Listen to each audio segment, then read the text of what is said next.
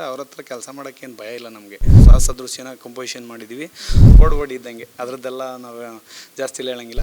ಡೈರೆಕ್ಟ್ರು content ಹೇಳಿದ ಮೇಲೇ preparation start. ಒಂದೇ ಶಾರ್ಟ್ಗೆ ಓಕೆ ಅಂತ ಹೇಳಿದ್ದೀವಿ ಸರ್. ನಿಮಗೆ ಅಂತಕ್ಕೆ ಸರ್ ಪ್ರಾಕ್ಟೀಸ್ ನಾನು ವಿಜಯ್ ಸರ್ಗೆ ಬಿಟ್ಟು ಇನ್ನು ಯಾರಿಗೆಲ್ಲ ಹೇಳ್ಕೊಟ್ಟಿದ್ದೀರಾ ಸರ್? ಸೊ ಹಿಂಗೆ ಮಾಡ್ಬೇಕು, ಇದೇ ಮಾಡ್ತೀನಿ ಓಕೆ ಅಂತ ಹೇಳಿ. ಏನು ಸರ್ ನೀವು ಫೈಟ್ ಮಾಸ್ಟರ್ ಆಗ್ಬೇಕನ್ನೋ ಕನ್ಸ್ಕೊಂಡಿದ್ರಾ? ಲೈಫಲ್ಲಿ ನಾನು ಮೀಡಿಯಾ ಮುಂದೆ ಬಂದಾಗ ಫಸ್ಟು ಬೆಸ್ಟ್ ಕ್ವಶನ್ ಅನ್ಕೋತೀನಿ, ನಮಗೆ ರಿಲೇಷನ್ ಆಗಬೇಕು, ಬಟ್ ಒಂದು ಮಾಸ್ಟರ್ ಆಗಬೇಕು. ಸೊ ಗಟ್ಟಕ್ಕೆ ಅವಾಗ ನಮ್ಮ ಮನೇಲಿ ಕೇಳಿದೆ, ನಮ್ಮ ಮನೇಲಿ ಒಪ್ಪಿಲ್ಲ ಯಾರು.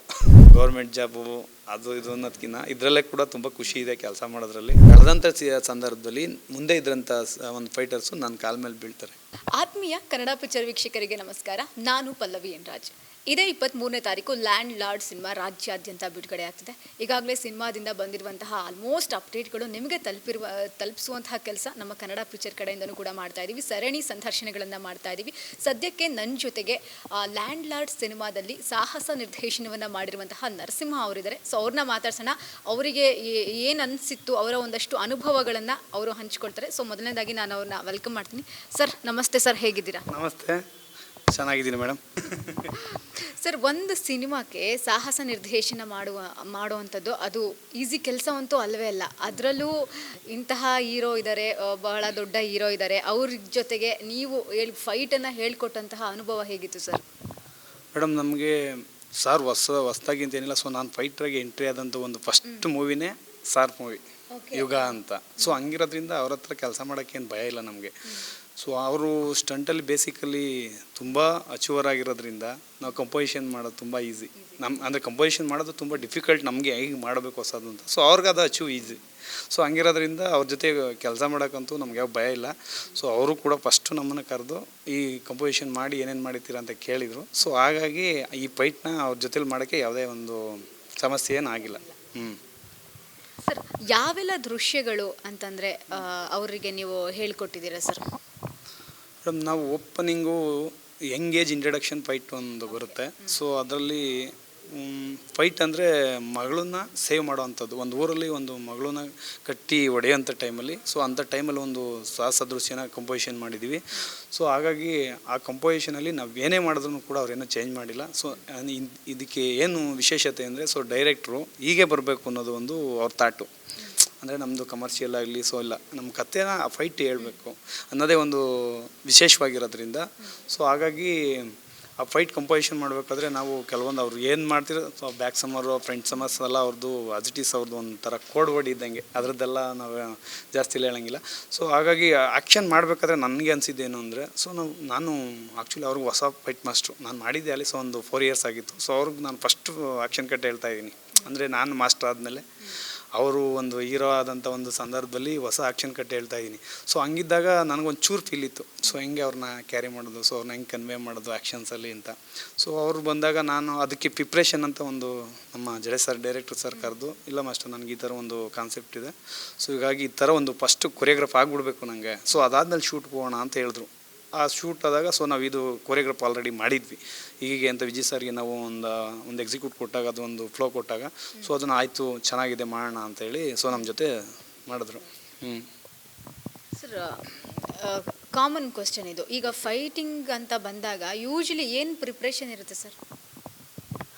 ಯೂಶ್ವಲಿ ಮೇಡಮ್ ನಮಗೆ ಫಸ್ಟ್ ಪ್ರಿಪ್ರೇಷನ್ ಅಂದರೆ ನಮ್ಮ ಡೈರೆಕ್ಟ್ರು ಕಂಟೆಂಟ್ ಹೇಳಿದ ಮೇಲೇ ಪ್ರಿಪ್ರೇಷನ್ ಸ್ಟಾರ್ಟು. ಸೊ ಅದಕ್ಕೆ ಬೇಸಿಕಲಿ ನಾವೆಲ್ಲ ಆಬ್ವಿಯಸ್ಲಿ ಕಲ್ತಿರ್ತೀವಿ, so fights as it is. But ಆದರೆ ಒಂದು ಕಂಟೆಂಟ್ ಬಂದಾಗಲೇ ಕೂಡ ಅದನ್ನ ಹೆಂಗೆ ಮಾಡಬೇಕು, ಅದನ್ನ ಹೆಂಗೆ ಕೊರಿಯೋಗ್ರಾಫ್ ಮಾಡಬೇಕು ಅನ್ನೋದನ್ನ ನಾವು ಒಂದು ಪ್ರಿಪ್ರೇಷನ್ ಮಾಡ್ತೀವಿ ಒಂದು ಕ್ಲಾಸ್ ಒಳಗಡೆ ಇಟ್ಟು. ಸೊ ಅದನ್ನು ನಾವು ಒಂದು ರೆಫರೆನ್ಸೇ ಮಾಡಿ ಈ ಥರನೇ ಬರಬೇಕು, ಇದು ಸ್ಟಾರ್ಟ್ ಟು ಎಂಡು, ಇದು ಹಿಂಗೆ ಬರಬೇಕು, ಇದು ಹಿಂಗೆ ಇರುತ್ತೆ ಅನ್ನೋ ಒಂದು ಡೈರೆಕ್ಟ್ ಒಂದು ಹೇಳಿರೋದ್ರಿಂದ ಸೊ ಅದನ್ನು ಕೊರಿಯೋಗ್ರಾಫ್ ಪ್ರಿಪೇರ್ ಮಾಡ್ತೀವಿ. ಅದ್ರದ್ದು ಏನು ನಾಟ್ನೆಸ್.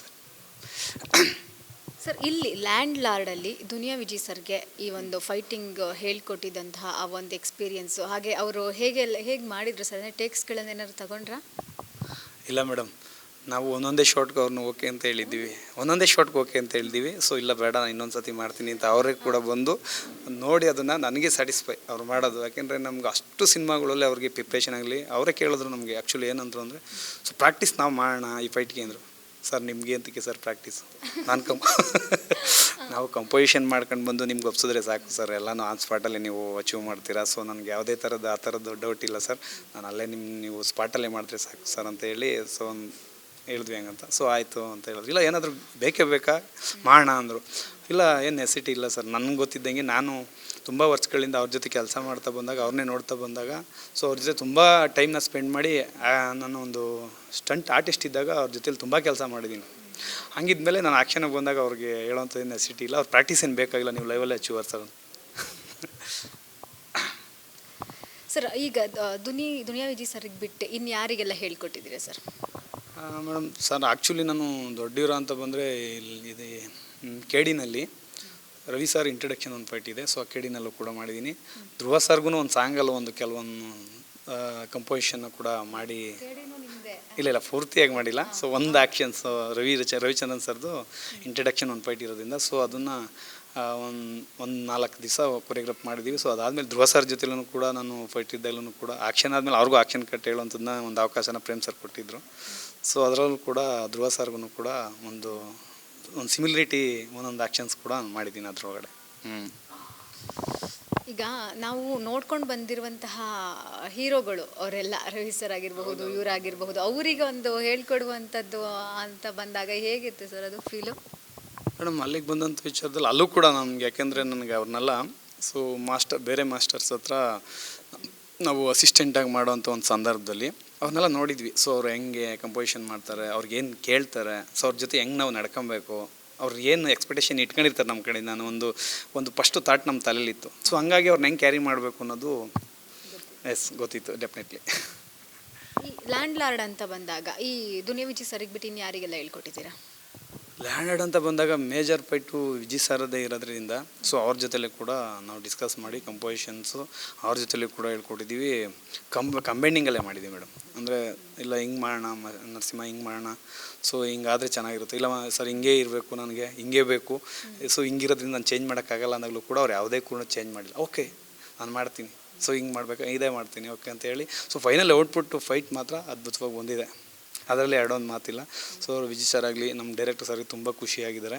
ಸೊ ಫೈಟ್ ಆದಮೇಲೆ ಅದೇ ನಿಮಗೆ ಹೇಳಿದ್ನಲ್ಲ ಸೆಕೆಂಡ್ ಫೈಟ್ ಸಂತೆ ಫೈಟ್ ಕೂಡ ಅದು ಕೂಡ ತುಂಬ ಅದ್ಭುತವಾಗಿ ಬಂದಿದೆ. ಅಂದರೆ ಕಾನ್ಸೆಪ್ಟ್ಗೆ ಸೂಪರು, ಅದಕ್ಕಿಂತ ಅದ್ಭುತವಾದಂತ ಇರ್ಬೋದು. ಸೊ ಅದರೊಳಗಡೆ ಆ ಸಿನಿಮಾದಲ್ಲಿ ಅಂತ ಒಂದು ಫೈಟ್ ಬಂದರೆ ತುಂಬ ಚೆನ್ನಾಗಿ ಮಾಡಿದ್ದೀವಿ ಮೇಡಮ್, ತುಂಬ ಖುಷಿ ಇದೆ. ಹಾಂ ಅಲ್ಲ ಸರ್, ಇವಾಗ ನನಗೊಂದು ಡೌಟ್ ಬಂತು. ನಮಗೆಲ್ಲ ಟೀಚರ್ ಆಗಬೇಕು, ಪೊಲೀಸ್ ಆಗಬೇಕು, ಇಂಜಿನಿಯರ್ ಆಗಬೇಕು, ಅಥವಾ ಹೋಗ್ಲಿ ಅತ್ಲಾಗಿ ಹೀರೋ ಆಗಬೇಕು, ಹೀರೋಯಿನ್ ಆಗಬೇಕು ಅಂತ ಅಂದ್ಕೊತೀನಿ. ನೀವೇನು ಸರ್ ನೀವು ಫೈಟ್ ಮಾಸ್ಟರ್ ಆಗಬೇಕು ಅನ್ನೋ ಕನ್ಸ್ಕೊಂಡಿದ್ರಾ?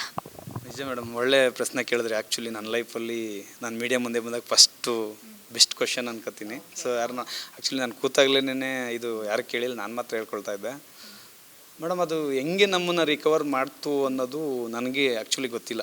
ನಾನು ಒಂದು ಚೈಲ್ಡ್ಹುಡ್ ಅಂದರೆ ಒಂದು ಸೆವೆಂತ್ ಸ್ಟ್ಯಾಂಡರ್ಡ್ ಓದಬೇಕಾದ್ರೆ ನನ್ನ ತಲೆಯಲ್ಲಿ ಒಂದು ಮಾಸ್ಟರ್ ಆಗಬೇಕು ಅಂತ ಬಂದಿತ್ತು. ಆ ಮಾಸ್ಟರ್ ಅನ್ನೋದು ನಾನು ಸಿನಿಮಾ ಇಂಡಸ್ಟ್ರಿಲಿ ಆಗಬೇಕಾ ಇಲ್ಲ ಸೊ ಇಲ್ಲ ಮಾಗಡಿ, ನಾನು ಬೇಸಿಕಲಿ ಮಾಗಡಿ ಹತ್ರ ವ್ಯಾಸರಾಯನಪಳ್ಳಿ ಅಂತ ರಾಮನಗರ ಡಿಸ್ಟಿಕ್ಕು, ಅಲ್ಲಿ ನಾನು ಮಾಗಡಿ ತಾಲೂಕಲ್ಲಿ ಒಂದು ಕ್ಲಾಸ್ ಓಪನ್ ಮಾಡಬೇಕು ಅನ್ನೋ ಒಂದು ಮೈಂಡ್ ಸೆಟ್ ಇತ್ತು ನನಗೆ. ಸೊ ಹಂಗಿದ್ದಾಗ ನಾನು ಪ್ರಾಕ್ಟೀಸ್ ಊರಲ್ಲೇ ಸ್ಟಾರ್ಟ್ ಮಾಡಿದೆ. ಸೊ ಊರಲ್ಲಿ ನಮ್ಮ ಮಾಸ್ಟ್ರು ಕೂಡ ಊರಲ್ಲಿ ಬೇಸಿಕಲಿ ಮಾಸ್ಟ್ರ್ ಇದ್ದರು, ನರಸಿಂಹಯ್ಯ ಅಂತ. ಸೊ ಅವರಲ್ಲಿ ಹೇಳ್ಕೊಡ್ತಾ ಬಂದರು. ಅದಕ್ಕೆ ಬಿಫೋರ್ ನನಗೆ ಮಾಸ್ಟರ್ ಆಗಬೇಕು ಅನ್ನೋದು ನನ್ನೇದಲ್ಲಿ ಏನು ತುಂಬಿಡ್ತು ಅನ್ನೋದು ಗೊತ್ತಿಲ್ಲ. ಸೊ ಸಿನಿಮಾ ಜಾಸ್ತಿ ನೋಡ್ತಾಯಿದ್ದೆ. ಸಿನಿಮಾ ನೋಡೋದ್ರಿಂದ ನಾನು ಕೂಡ ಈ ಥರ ಎಲ್ಲ ಮಾಡಬೇಕಲ್ಲ, ಸ್ಟಂಟ್ಸ್ ಎಲ್ಲ ಕಲಿಬೇಕಲ್ಲ ಅಂದಾಗ ನಮ್ಮೂರಲ್ಲೇ ನಮ್ಮ ಹಿಂದೆ ಅಲ್ಲಿ ಸೀನಿಯರ್ ಕಲ್ತಿರೋದು ನಮಗೆ ಗೊತ್ತಿಲ್ಲದಂಗೆ ಒಂದು ಸೀನಿಯರ್ ಮಾಸ್ಟರ್ ಇದ್ದರು, ನರಸಿಂಹಯ್ಯ ಅಂತ.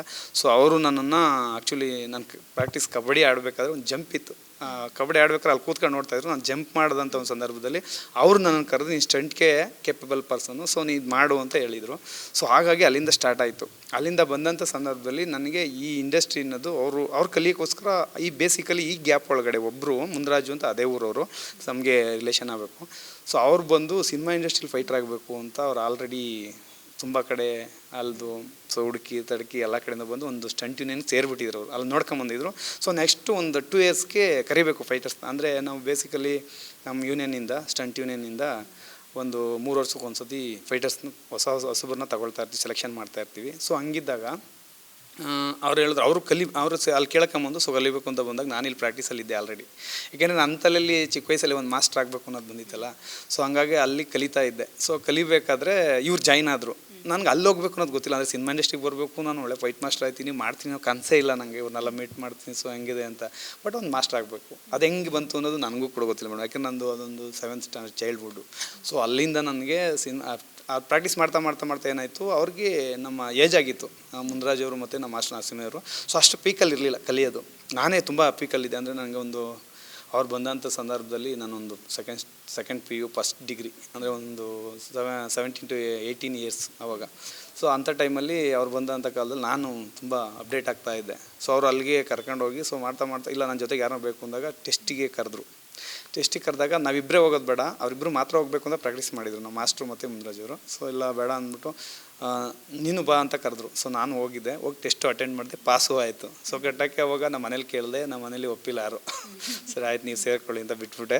ಸೊ ಅಲ್ಲಿಂದ ನಾನು ಫೈಟ್ರಾಗಿ ಸೆಲೆಕ್ಷನ್ ಆದಮೇಲೆ ಮತ್ತೆ 3 ತಿಂಗಳಾದಮೇಲೆ ದುಡ್ಡನ್ನ ಸಂಘಕ್ಕೆ ಕಟ್ಟಿ ಪ್ರಾಕ್ಟೀಸ್ ಮಾಡಿ ಮೇಡಮ್ ಇಲ್ಲಿಗೆ ಬಂದು ಸಾಹಸ ಕಲಾವಿದನಾಗಿದ್ಗೆ ನಾವು ಮಾಡ್ತಾ ಮಾಡ್ತಾ ಮಾಡ್ತಾ ಮಾಡ್ತಾ ಬಂದು ಸೊ ಇವಾಗ ಮಾಸ್ಟ್ರು ತೊಗೊಂಡಿದ್ದೀನಿ. ಒಂದು 4 ಇಯರ್ಸ್ ಆಗಿದೆ ಮೇಡಮ್. ಅಂದರೆ ತುಂಬ ಇಷ್ಟಪಟ್ಟು ತಗೊಂಡಂಥ ಕೆಲಸ ಇದು. ಗೌರ್ಮೆಂಟ್ ಜಾಬು ಅದು ಇದು ಅನ್ನೋದಕ್ಕಿಂತ ಇದರಲ್ಲೇ ಕೂಡ ತುಂಬ ಖುಷಿ ಇದೆ ಕೆಲಸ ಮಾಡೋದ್ರಲ್ಲಿ. ಸೊ ನಮ್ಮ ಜೊತೆನೂ ಕೂಡ ಇವಾಗ ನಮ್ಮೂರಿಂದನೇ ಒಂದು 25 ಜನ ಫೈಟರ್ಸು ಬಂದು ಯೂನಿಯನಲ್ಲೇ ಸೆಲೆಕ್ಟ್ ಆಗಿ ಕೆಲಸ ಮಾಡ್ತಾಯಿದ್ದಾರೆ. ಎಲ್ಲ ಕಡೆ ಒಳ್ಳೊಳ್ಳೆ ಕಡೆ ಅಸಿಸ್ಟೆಂಟ್ಸಾಗಿ ಕೆಲಸ ಮಾಡ್ತಾಯಿದ್ದಾರೆ. ಸೊ ಹಂಗಾಗಿ ತುಂಬ ಖುಷಿ ಇದೆ ನನಗೆ ಈ ಲೈಫಲ್ಲಿ. ನಾನು ಇದು ಯಾಕಾದೆ ಅಂತ ಒಂದು ಫೈಟ್ರ್ ಆದಾಗ ಒಂದು ಸತಿ ಅನ್ನಿಸ್ತು. ಯಾಕೆಂದರೆ ಒಂದು ರೈನ್ ಎಫೆಕ್ಟು ಶಾರ್ಟ್ ನಡೀತಾ ಇರುತ್ತೆ ಫೈಟು ನಂದಿನಿ ಲೇಔಟಲ್ಲಿ. ಮೋಡ ಕವಿದಿರ್ತದೆ, ಫುಲ್ಲು ಮೋಡ ವಾತಾವರಣ, ರೈನ್ ಎಫೆಕ್ಟು. ಸೊ ರೈನು ಅದು ನೇಚರಾಗಿ. ಸೊ ಹಂಗಿದ್ದಾಗ ಒಂದು ನೇಮ್ ಬೋರ್ಡ್ ಇರುತ್ತೆ, ಒಂದು ಆರೋ ಮಾರ್ಕ್ ಥರ ಹಾಕಿರ್ತಾರೆ ಏರಿಯಾಗಳಲ್ಲಿ ಸಿಮೆಂಟಲ್ಲಿ, ಅದನ್ನು ನಾವು POPಲಿ ಮಾಡಿರ್ತೀವಿ. ಸೊ ಅದು ಹೊಡೆದಾಗ ಅದು ಹೊಡೆದೋಗ್ಬೇಕು. ಸೊ ಅದು ರೈನ್ ಎಫೆಕ್ಟ್ ಬಿದ್ದು ಕ್ಯೂರಿಂಗ್ ಆಗಿ ಹಾರ್ಡಾಗ್ಬಿಟ್ಟಿರುತ್ತೆ ಬೇಸಿಕಲಿ. ಅದು ನಾವು ಮಾಡಿದಾಗ ಸ್ಮೂತ್ ಇರುತ್ತೆ. ಅಂಥ ಟೈಮಲ್ಲಿ ಒಂದು ಶಾರ್ಟ್ ಇಟ್ಟಾಗ ನಾವು ಹೋಗಿ ಹಿಂಗೆ ಹೊಡಿತೀವಿ. ಸೊ ಹೊಡೆದಾಗ ಇಲ್ಲಿ ಓಪನ್ ಆಗುತ್ತೆ. ಇಲ್ಲಿ ಓಪನ್ ಆದಾಗ ಕಣ್ಣಲ್ಲಿ ನೀರು ಬಂದು ಸೊ ಈಗ ನಮ್ಮ ಕೆಲಸ ಬೇಡ ಅನಿಸುತ್ತೆ ಅವಾಗ. ಹೌದು. ಅಲ್ಲ ಕಾಲೂ ಕೂಡ ನಾವು ವಿಲ್ಲನ್ ಮೂವಿ ಮಾಡಬೇಕಾದ್ರೆ ಒಂದು ರೋಪ್ ಶಾರ್ಟ್ಸ್ ಇರುತ್ತೆ. ಒಂದು 4-5 ಜನ ನಾವು ಒಟ್ಟಿಗೆ ಎಳಿಬೇಕಾದಂಥ ಒಂದು ಸಿಚುವೇಷನಲ್ಲಿ. ಸೊ ಒಂದು 5-6 ಜನ ರೋಪ್ ಹ್ಯಾಂಗ್ ಮಾಡಬೇಕು, ಅಂದರೆ ಫುಲ್ ಮಾಡಬೇಕು ಅದನ್ನು. ಸೊ ಅಂಥ ಟೈಮಲ್ಲಿ ನಾವೇನು ಮಾಡ್ತೀವಿ, ಎಳಿತೀವಿ. ಸೊ ಎಳೆದಂಥ ಸಂದರ್ಭದಲ್ಲಿ ಮುಂದೆ ಇದ್ರಂಥ ಒಂದು ಫೈಟರ್ಸು ನನ್ನ ಕಾಲ ಮೇಲೆ ಬೀಳ್ತಾರೆ. ಆ ಕಾಲ ಮೇಲೆ ಬಿದ್ದಾಗ ಆ ಕಾಲು ಲಿಗಮೆಂಟ್ ಒಂದು ಟೇರ್ ಕಟ್ಟಾಗ್ಬಿಡುತ್ತೆ, ಒಂದು ಲೇಯರ್. ಸೊ ಒಂದು ರೈಟ್ ಆರ್ನ್ ಒಂದು ಲೆಫ್ಟ್ ಆರ್ನ್ ಅಂತ ಒಂದು ಕಂಟ್ರೋಲಿಂಗ್ ಇರುತ್ತೆ. ಸೊ ನಮಗೆ ರೈಟ್ ಲೆಗ್ದು ಬ್ಯಾಕ್ ಸೈಡ್ದು ಕಂಟ್ರೋಲರ್ ಕಟ್ಟಾಗ್ಬಿಟ್ಟಿದೆ. ಸೊ ಹಂಗಾದಾಗ 1 ವರ್ಷ ರೆಸ್ಟು ಕೂಡ ಮಾಡಿದ್ದೀವಿ. ಹೌದು, 1 ವರ್ಷ ರೆಸ್ಟು. ನಾನು ಯಾವ ಶೂಟನ್ನು ಮಾಡಿಲ್ಲ. ನಾನು ಅವಾಗ ಆ್ಯಕ್ಚುಲಿ ಅಸಿಸ್ಟೆಂಟ್ ಆಗಿದ್ದೆ ಮಾಸ್ಮಾದವ್ರ ಹತ್ರ. ಸೊ ಅಲ್ಲಾದಮೇಲೆ 1 ವರ್ಷ ರೆಸ್ಟ್ ಆಯಿತು. ಸೊ ಈ ಪಿಕ್ಚರ್ಲು ಕೂಡ ನಾನು ಲ್ಯಾಂಡ್ ಮಾಡಬೇಕಾದ್ರೆ ಒಂದು ಸೀಕ್ವೆನ್ಸ್, ಅಂದರೆ ಒಂದು ಸ್ಟೇಷನಲ್ಲಿ ಒಂದು ರಾಜ್ ಬಿ ಶೆಟ್ಟಿಯವರು ಯಾವುದೋ ಅವ್ರ ಗ್ಯಾಂಗ್ ಹುಡುಗರನ್ನ ಸೊ ಒಂದು ಗಲಾಟೆ ಕಳಿಸಿರ್ತಾರೆ. ಆ ಟೈಮಲ್ಲಿ ವಿಜಯ್ ಸರ್ ಎಂಟ್ರಿ ಆಗಿ ಹೊಡೆಯೋಂಥದ್ದೊಂದು ಫೈಟ್ ಇರುತ್ತೆ. ಆ ಫೈಟ್ ಸೀನಿಗೆ ಬಿಫೋರ್ ನನಗೆ ಒಂದು ಆ್ಯಕ್ಷನ್ ಮೂವಿಲಿ ಒಂದು ಮೂಮೆಂಟ್ಸ್ ಮಾಡೋಕ್ಕೆ ಹೋಗಿ ತಿರ್ಗಾ ಮತ್ತೆ ಲೆಫ್ಟ್ ಲೆಗ್ ಟ್ವಿಸ್ಟ್ ಆಗುತ್ತೆ. ಲೆಫ್ಟ್ ಲೆಗ್ ಟ್ವಿಸ್ಟ್ ಆದಂಥ ಸಂದರ್ಭದಲ್ಲಿ ಬರೀ 5 ಡೇಸ್ ಮಾತ್ರ ಅದಕ್ಕೆ ರೆಸ್ಟ್ ಮಾಡಿ, ಸೊ ಫುಲ್ಲು ಅದು ಕಾಲ್ ಫೋರ್ಡ್ ಇಲ್ದಂಗೆ ಒಂದು ಇದನ್ನು ಕೊಡ್ತಾರೆ ಆರ್ಥೋಪೆಡಿಕ್ ಡಾಕ್ಟ್ರು. ಸೊ ಅದು ಸ್ಟ್ರೈಟ್ ಒಂದು ನೀ ಪ್ಯಾಡ್ನ ಹಾಕ್ಕೊಂಡು ಸೊ ಕುಂಡ್ಕೊಂಡೇ ಆ್ಯಕ್ಷನ್ ಮಾಡ್ತಾ ಇರ್ತೀನಿ. ಆವಾಗ ವಿಜಯ್ ಸರ್ ಕೇಳ್ತಾರೆ, ಯಾಕೆ ಬೇಕಾಯಿತು, ರೆಸ್ಟ್ ಮಾಡಬೇಕಲ್ವ ಅಂತ. ಇಲ್ಲ ಸರ್ ಕೆಲಸ ಮಾಡಬೇಕು, ಅಲ್ಲ ನಿಂಗೆ ಗೊತ್ತಲ್ವ ಈ ಥರ ಆಗಿದೆ ಫಸ್ಟೇ. ಅವ್ರಿಗೂ ಗೊತ್ತಿತ್ತು ಬೇಸಿಕಲಿ ಇದು ಹೆಂಗೆ ಏಟಾಗಿದೆ ಅಂತ. ಅವ್ರ ಹತ್ರನೂ ನಾವು ಎಲ್ಲನೂ ಶೇರ್ ಮಾಡಿರ್ತೀವಿ. ಈ ಫೈಟ್ರ್ ಕಷ್ಟ ಏನಿದೆ ಅವ್ರು ಕೂತು ಕೇಳ್ತಾರೆ, ವಿಜಯ್ ಸರ್ ಯಾಕೆ ನೀವು ಸೇಫ್ಟಿಯಾಗಿ ತಗೊಂಡು ಮಾಡಿ, ಯಾಕೆ ಹಂಗೆ ಅರ್ಜೆಂಟಾಗಿ ಮಾಡ್ತೀರಾ, ಅವ್ರು ಹೇಳ್ರೆ ನೀವು ಇವತ್ತೇ ಸಿನಿಮಾ ರಿಲೀಸಾ, ನಿಮ್ಮ ಸೇಫ್ಟಿ ಇಂಪಾರ್ಟೆಂಟ್ ಅಂತ ಹೇಳ್ತಾರೆ. ಸೊ ಹಂಗಿದ್ದಾಗ ನಾವು ಆ ಟೈಮಲ್ಲೂ ಕೂಡ ನಾನು ಕುಂಡ್ಕೊಳ್ತಾನೆ ಆ್ಯಕ್ಷನ್ ಕಟ್ಟಿ ಹೇಳಿದ್ದೀನಿ, ವಿಜಯ್ ಸರ್ ಓಕೆನಾ ನಿಂಗೆ ಮಾಡ್ತೀಯಾ, ಆರಾಮ ರೆಸ್ಟ್ ಮಾಡೋಕ್ಕಿಲ್ವಾ, ಮಾಡಿವಲ್ಲ ಅಂತ. ಇಲ್ಲ ಸರ್ ನಾನು ಮಾಡಬೇಕು, ಸೊ ಅದು ನಾಟ್ ನೆಸರಿ, ಅದು ನನಗೆ ಮ್ಯಾಟ್ರೇ ಅಲ್ಲ. ಸೊ ನಾನು ಆ್ಯಕ್ಚುಲಿ ಏನಾದರೂ ಆ್ಯಕ್ಷನ್ ಮಾಡಲೇಬೇಕು. ಆ್ಯಕ್ಷನ್ ಮಾಡಲಿಲ್ಲ ಅಂದರೆ ಯಾಕೆಂದರೆ ಅಚೀವ್ ಟೈಮ್ ಇಲ್ಲ ಅಂದರೆ ಅಂಥ ಟೈಮಲ್ಲಿ ನಾವಿಲ್ಲ ಅಂದರೆ ಮಾಡಲಿಲ್ಲ ಅಂದರೆ ವೇಸ್ಟ್ ಆಗುತ್ತೆ. ಸೊ ಹಂಗಾಗಿ ಕಾಲು ಲೇಟಾಗಿದ್ರು ಕೂಡ ಕುಂತಾನೆ ಮಾಡಿದೆ. ಸೊ ಇದೇ ಇದರಲ್ಲೂ ಕೂಡ ವಿಜಯ್ ಸರ್ ಜೊತೆ ನಾವು ಕೆಲಸ ಮಾಡಿದಂಥ ಸಂದರ್ಭದಲ್ಲಿ ಜಂಗ್ಲಿ ಅಂತ ಒಂದು ಮೂವಿ ಮಾಡ್ತಾಯಿರ್ತೀವಿ. ಹೌದು, ಆ ಟೈಮಲ್ಲೂ ಕೂಡ ಅವ್ರಿಗೆ ಒಂದು ಜಂಪಿಂಗ್ ಶಾಟಲ್ಲಿ ಅವ್ರ ಕಾಲು ಇಂಜುರಿ ಆಗುತ್ತೆ. ಕಾಲು ಇಂಜುರಿ ಆದಂಥ ಸಂದರ್ಭದಲ್ಲಿ ತುಂಬ ಅವ್ರ ಪೇನಲ್ಲೂ ಕೂಡ ಅವರು ಒಂದಷ್ಟು ಜನ ರೆಸ್ಟಲ್ಲಿರ್ತಾರೆ. ಅವ್ರಿಗೆ ಈಗಲೂ ಕೂಡ ನನಗೆ ಭಯ, ಕಂಪೋಸಿಷನ್ ಮಾಡಬೇಕಾದ್ರೆ ನನಗೇನು ಭಯ ಅಂದರೆ ಅವ್ರಿಗೆ ಸೊ ನಾನು ಆ್ಯಕ್ಷನ್ ಮಾಡ್ಬೇಕಾದ್ರೆ ಏನಾದರೂ ಆ ಥರದ್ದು ಏನಾದರೂ ಇಂಜುರೀಸ್ ಆಗಿಬಿಟ್ರೆ ಮತ್ತೆ ತುಂಬ ಕಷ್ಟ ಅನ್ನೋದೊಂದು ಭಯ. ಅವ್ರು ಯಾವುದು ಮಾಡಲ್ಲ ಅನ್ನೋದಿಲ್ಲ. ಸೊ ಅದಾಗಿದೆ. ಅದು ಒಂದು ಸತಿ ಇಂಜುರಿ ಡ್ಯಾಮೇಜ್ ಆದಮೇಲೆ ನೀ ಡ್ಯಾಮೇಜ್ ಆದಂಥ ಸಂದರ್ಭದಲ್ಲಿ ಅದು ಮತ್ತೆ ರಿಕವರ್ ಆದ್ರೂ ಕೂಡ 90%ಗೆ 100% ಅದು ಕ್ಯೂರ್ ಆಗಿರಲ್ಲ, ಒಂದು 60% ಇರುತ್ತೆ ಅಷ್ಟೇ. ಅಂಥ ಸಂದರ್ಭದಲ್ಲಿ ನಾವು ವಿಜಯ್ ಸರ್ಗೆ ಕಂಪೋಸ್ ಮಾಡೋಕ್ಕೆ ಏನು ಭಯ ಅಂದರೆ ಅದೊಂದು ಭಯ. ಸೊ ನಾವೇನೋ ಡಿಫಿಕಲ್ಟಾಗಿ ಪ್ರಾಕ್ಟೀಸು ಕಂಪೋಸಿಷನ್ ಮಾಡಿ, ಸೊ ಇಲ್ಲ ಅಂಥ ಟೈಮಲ್ಲಿ ಕಾಲೇನಾದರೂ ಏಟಾಗ್ಬೋದು ಬೇಡ ಅನ್ನೋ ಒಂದು ಭಯ ಅದಷ್ಟು ಮಾತ್ರ ಇತ್ತು, ಬೇರೆ ನನಗೇನು ಇರಲಿಲ್ಲ ಮೇಡಮ್. ನಾವು ಆ್ಯಕ್ಚುಲಿ ಅದೇ ಹೇಳಿದ್ನಲ್ಲ ನಿಮಗೆ, ನೀವು ಕೇಳಿದ್ರಿ ಒಳ್ಳೆ ಪ್ರಶ್ನೆ ಅದು. ನಾನು ಬಂದಂಥ ಹಿಸ್ಟ್ರಿ ಹಂಗಿದೆ. ಸೊ ಇನ್ನೂ ತುಂಬ ಇದೆ, ಅಷ್ಟ ಅಷ್ಟೇ ಹೇಳೋಕ್ಕಲ್ಲ. ಸೊ ಹಾಗಾಗಿ ಆ ಥರ ಜರ್ನಿ ನಂದೊಂದು ಸಿನಿಮಾಗೆ ಎಂಟ್ರಿ ಆಗಲಿಕ್ಕೆ. ಸೊ ಇದಕ್ಕೆ ನಾನು ಥ್ಯಾಂಕ್ಸ್ ಹೇಳಬೇಕಾದ್ದು ನಮ್ಮ ಮಾಸ್ಟರ್ ನರಸಿಂಹಯ್ಯ ಅವ್ರಿಗೆ. ನಾನು ಇಲ್ಲಿಗೆ ಎಂಟ್ರಿ ಆಗೋಕ್ಕೆ ಮುಂದರಾಜ್ ಅವರು ಅಂತ ಒಂದು ಇಬ್ಬರೂ ಕೂಡ ನಮಗೆ ಜೀವನದ ಒಂದು ಮಾಸ್ಟರು ಮತ್ತು ಒಂದು ದಾರಿ.